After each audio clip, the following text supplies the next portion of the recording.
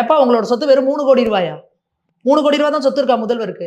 இப்ப இந்த election commission என்ன சொல்லணும் அப்படின்னா, நீங்க எலெக்ஷன் அஃபிடவிட்ல எவ்வளவு சொத்து குடுக்குறீங்களோ, அதுதான் உங்க சொத்து.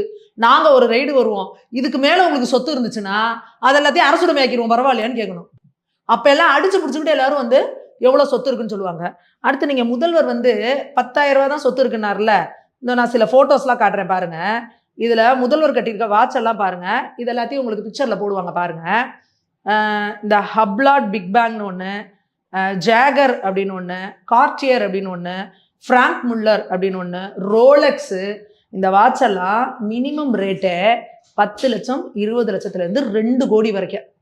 அப்ப இவர் கட்டுற ஒவ்வொரு வாட்சுமே கோடி கணக்குல இருக்கு. இந்த வாட்சுமே எதுவுமே ரிப்பீட் ஆகல.